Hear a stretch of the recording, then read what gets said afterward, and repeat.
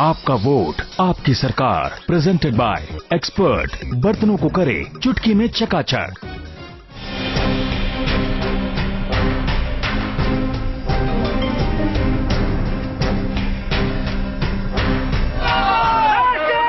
दो 2014 के लोकसभा चुनाव में बड़े बड़े दिग्गज अपनी किस्मत आजमा रहे हैं। इन्हीं सूरमाओं के दावों और वादों के रण को न्यूज नेशन का अखाड़ा आपको दिखाता रहा है। और आज ये अखाड़ा पहुंच गया है बिजनौर, जहां से चुनावी मैदान में है सिनेमा से लेकर सियासत का सफर कामयाबी के साथ पूरा करने वाली अभिनेत्री और नेता जया प्रदा। 2014 के चुनावी अखाड़े में जया राष्ट्रीय लोकदल के टिकट पर बिजनौर से चुनाव मैदान में है।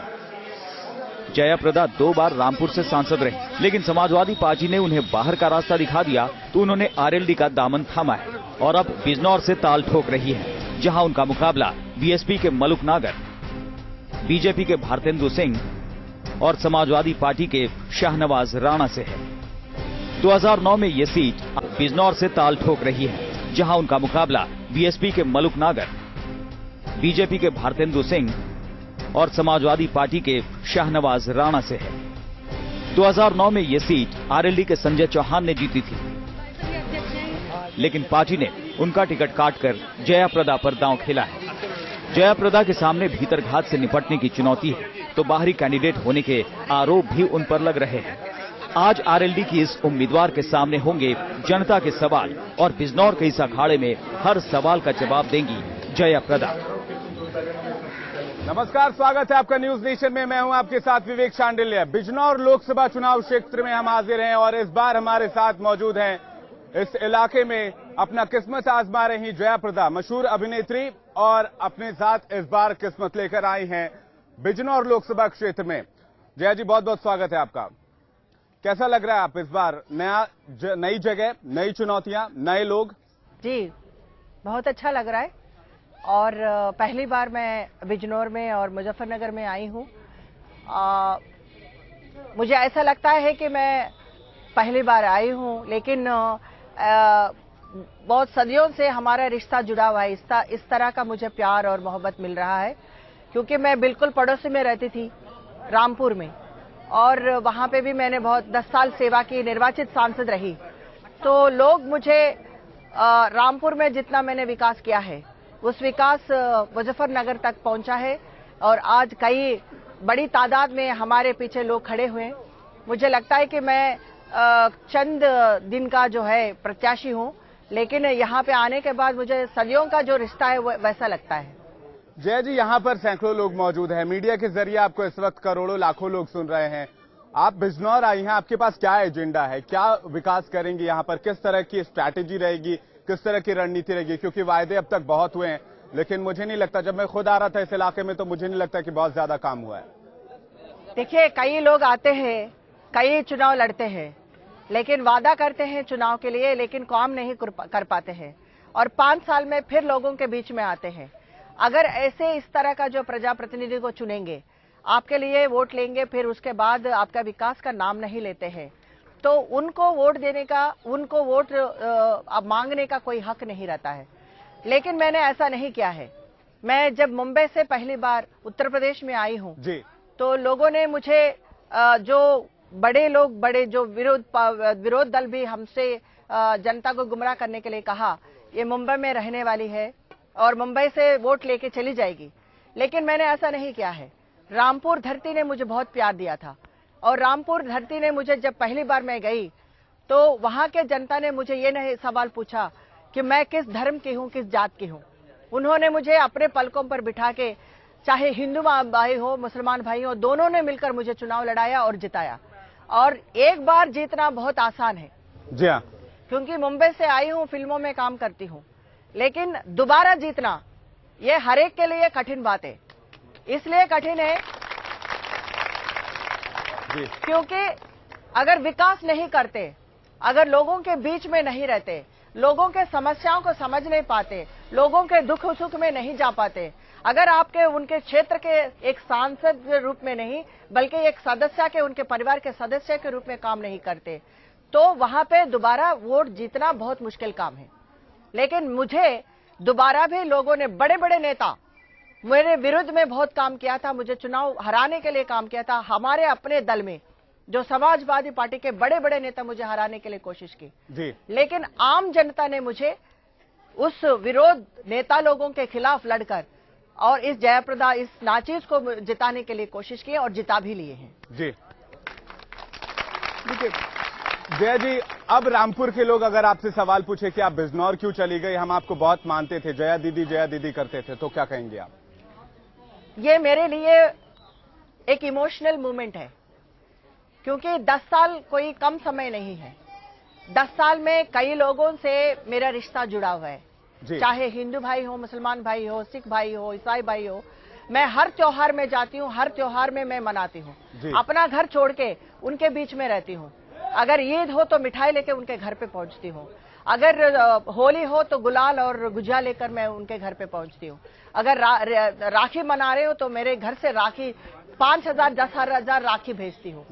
तो ये रिश्ता जो है हमारा एक नेता के और आम जनता के रिश्ता नहीं है, एक परिवार के रिश्ता बन गया है जी। लेकिन राजनीति में ऐसा है, कुछ पाबंदियां हैं। जब मैं पहली बार जीतने के बाद, ये मेरे पागलपन कहिए, मैं रामपुर से ही लड़ना चाहती थी, लेकिन अगेन मैं यही बताना है, कुछ बड़े नेताओं का जो इच्छा है कि मैं रामपुर से नहीं लड़ूं, और उसी मुकाबले में मैं जिद कर रही थी कि आदरणीय मुलायम सिंह से मैंने कहा कि मुझे रामपुर ही लड़ना है जी।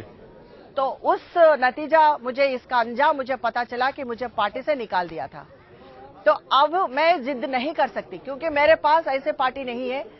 मुझे पार्टी से निकालने के बाद कोई पार्टी मेरे पास नहीं है, तो मुझे जो पार्टी से गठबंधन है उस पार्टी से मुझे यहाँ पे आना हुआ, और मुजफ्फरनगर और बिजनौर का जो प्रत्याशी गठबंधन में, जो कांग्रेस के गठबंधन में और हमारे जो महान दल के गठबंधन में और किसान यूनियन के गठबंधन में, इसमें हमें शामिल करना पड़ा, और मुझे उसमें रामपुर को छोड़कर मुझे यहाँ आना पड़ा।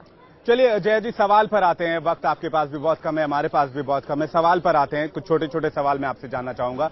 सबसे पहला सवाल, संजय चौहान आप पर सवाल उठा रहे हैं, आरएलडी से यहाँ पर सांसद हैं, वो आपसे पूछ रहे हैं कि आपको टिकट क्यों, क्या कहेंगे आप? ये तो झूठ बात बोल रहे हैं आप। संजय चौहान जी को मैं पूरी सम्मान करती हूँ। जब मैं पार्टी में आई हूँ तो वो मेरे साथ खड़े थे, और मुझे शामिल करने पर उनका भी सहायता है, और वो मेरे से कोई विरोध नहीं है, क्योंकि मैं उनको पूरी सम्मान करती हूँ। कल ही हमारी बात हुई है, वो बाहर थे इसीलिए मेरे साथ नहीं आ पाए, और वो साथ रहने के लिए तैयार है। दूसरा सवाल विपक्ष को लेकर है, कुंवर साहब को टिकट दिया गया बीजेपी की तरफ से, यहाँ पर कितनी बड़ी चुनौती मान रहे हैं? नरेंद्र मोदी की लहर भी बता रहे कुछ लोग। नरेंद्र मोदी जी का लहर तो आप ही बना रहे हो, बार बार दिखाएंगे नरेंद्र मोदी के हवा तो आप ही बना रहे हैं।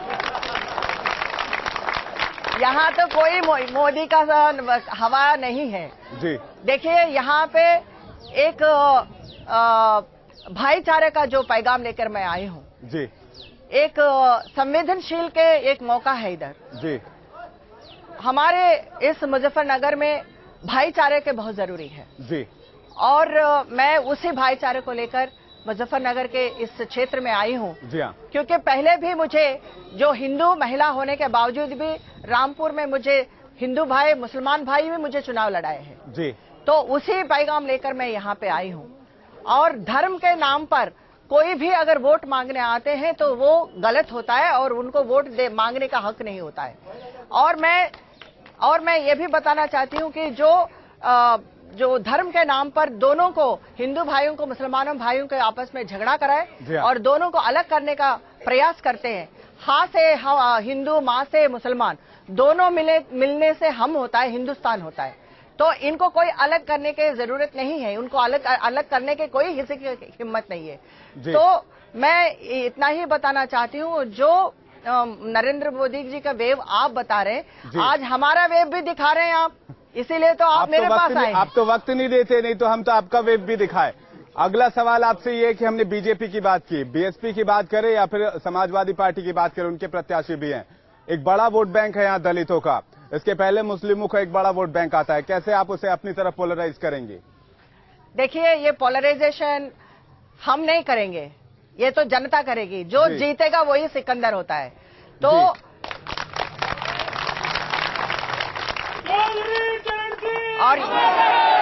और ये भी मैं बता दूं, हम भी दरिया हैं जी। हमें भी अपना हुनर पता है, जिस तरफ भी चल पड़ती हूँ रास्ता बन जाता है। क्या बात है। चलिए आगे बढ़ते हैं। कुछ कंट्रोवर्सीज आपके साथ जुड़े। अगर बिंदी बांटने वाले प्रकरण याद होगा, जिस पर आपको चुनाव आयोग का नोटिस मिला था। इसके बाद एक लाल बत्ती को लेकर भी विवाद हुआ था आपका कुछ। क्या ये कंट्रोवर्सीज आपके खिलाफ क्रिएट की गई या फिर आपस में? ये लाल बत्ती थोड़ी मैं क्रिएट कर रही हूँ, ये तो आजम खान साहब क्रिएट कर रहे हैं, क्योंकि मुझे रामपुर में रहने नहीं देते हैं। मेरे निर्वाचित सांसद रही, फिर भी मैं रामपुर में रहने का मेरे को कोई हक नहीं है। मुझे मुरादाबाद में रहना पड़ता है। मैं वहां पे सोती हूँ और रामपुर की सेवा करती हूँ। बत्ती मैंने नहीं उतारा गया है। ये तो मतलब एक इंसान को, एक महिला को जलील करने के लिए, अपमान करने के लिए लाल बत्ती उतारा है। लाल बत्ती उतारने से मेरे पद नहीं उतार पाए ना। मैं तो सांसद ही हूँ। और रही बिंदी की बात, मैंने ऐसा कोई प्रक्रिया नहीं किया है। और चुनाव में महिला तो है ही मेरे साथ। मैं महिलाओं को बिंदी बांटने की जरूरत ही नहीं है, महिला तो खुद मेरे साथ आती हैं। और दूसरी बात, जो भी बांटा है वो विरोध दल वाले ने बांटा है, क्योंकि मेरे ऊपर केसेस हो। जी हाँ, बिल्कुल। यानी मतलब विरोधियों की साजिश बता रही हैं आप। विकास की बात करें हम, जब नहीं है, महिला तो खुद मेरे साथ आती हैं। और दूसरी बात, जो भी बांटा है वो विरोध दल वाले ने बांटा है, क्योंकि मेरे ऊपर केसेस हो। जी हाँ, बिल्कुल। यानी मतलब विरोधियों की साजिश बता रही हैं आप। विकास की बात करें हम, जब मैंने आपसे पहले ही कहा कि जब आ रहे थे तो सड़क काफी खराब थी इस इलाके में। मेरठ से रेल कनेक्टिविटी देने की बात कई सांसदों ने की, कई नेताओं ने की, लेकिन आज तक ये पूरा नहीं हुआ। यहाँ के लोग शायद रेल कनेक्टिविटी चाहते होंगे, मुझे क्या लगता है? बिल्कुल चाहते हैं। रेल कनेक्टिविटी को लेकर बहुत वायदे किए गए, वायदे आज तक फाइलों में ही है। ये वायदे पूरे होंगे जया प्रदा के आने के बाद इस इलाके में? क्या लग रहा है? देखिए, रेल कनेक्टिविटी की बात है, बहुत समय से इस मुद्दे पर कई लोग मांग किए हैं। और मैं पहली बार यहाँ आई तो मुझे भी जानकारी हुआ है, यहाँ पे रेल के कनेक्टिविटी के लिए, रेल के कनेक्शन के लिए जो बात हो रही है। लेकिन इसमें नॉर्म्स क्या है ये तो मुझे पता नहीं है। ऐसा क्यों नहीं हुआ है, या कोई हमारे तरफ से सरकार को अनुरोध नहीं करवाया, या वहाँ पे हम लोग ने ठीक ढंग से हमारा प्रस्ताव नहीं रख पाया, ये हमें मालूम नहीं है। लेकिन मैं इतना बताना चाहती हूँ कि रामपुर में ट्रेन, एक नहीं, दो नहीं, 4-5 ट्रेन मैंने रुकवाने की काम की। चाहे लालू जी का रिजीम हो या ममता जी का रिजीम हो, तो मैंने ट्रेन जो मांग किया है रुकवाने के, मैंने रामपुर में रुकवाई। उसी तरह मैं पूरे प्रयास करूंगी। मैं ये नहीं कह सकती हूँ कि जादू की छड़ी चला दूंगी, लेकिन मैं पूरे प्रयास जनता को मैं अवगत करना चाहती हूँ कि हमारे तन मन धन से इसके लिए हम पूरी प्रयास करेंगे। और जो भी सरकार में सेंट्रल में होंगे उनके लिए हम पूरी दबाव देंगे। बिल्कुल। एक और सवाल गन्ना किसानों को लेकर है। यहाँ पर गन्ना की खेती बहुत ज्यादा की जाती है, गन्ने बहुत उपजाए जाते हैं, एमएसपी नहीं मिल पाता या फिर समय पर भुगतान नहीं हो पाता। ये तमाम इश्यूज हैं यहाँ पर किसानों को लेकर, क्योंकि हमारा देश वैसे भी बहुत शुरू से बोलता रहा है जय जवान जय किसान। तो किसानों की जय कैसे हो? देखिए, आज का जो स्थिति है, सारे उत्तर प्रदेश में एक ही जैसा स्थिति है जी।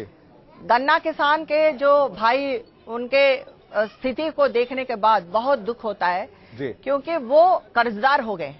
मैं 2 बार निर्वाचित सांसद रहने की वजह से पार्लियामेंट में जब गन्ना किसानों की बात होती तो तब मैं इन बातों को, इनके आवाज को बुलंद करने के लिए मैं पूरी प्रयास करती थी जी। ये मुझे पता नहीं कि एक दिन मैं बिजनौर से और मुजफ्फरनगर से प्रत्याशी बनूंगी, लेकिन इत्तेफाक की बात है कि सभी लोग पूछते थे कि आप मुंबई में रहने वाले हो, किसान भाइयों का क्या ताल्लुक है। लेकिन रामपुर हो, मुजफ्फरनगर हो, बिजनौर हो, या सारी जगह पे हसनापुर हो, सारी जगह पे, सारी उत्तर प्रदेश की ये स्थिति है कि जो मौजूदा सरकार है, जो सापा सरकार और मुलायम सिंह जी जमीन से जुड़े हुए बहुत बड़े नेता हैं, लेकिन उनको अन्नदाता को उनको नजरअंदाज किया है। वो जो अन्नदाता हम कहलाया जाता है किसान भाई को, उन किसान भाई भूखे रहते हैं, उन किसान भाई खाली पेट में घुटनों के सहारे जीते हैं, उन किसान भाई अपनी बेटियों की शादी नहीं कर पा रहे क्योंकि रिश्ता नहीं ला पा रहे, उन किसान भाई अपने बच्चों के लिए अच्छे स्कूल पे दाखिल नहीं कर पा रहे क्योंकि उनके फीस नहीं भर पा रहे। ये स्थिति है।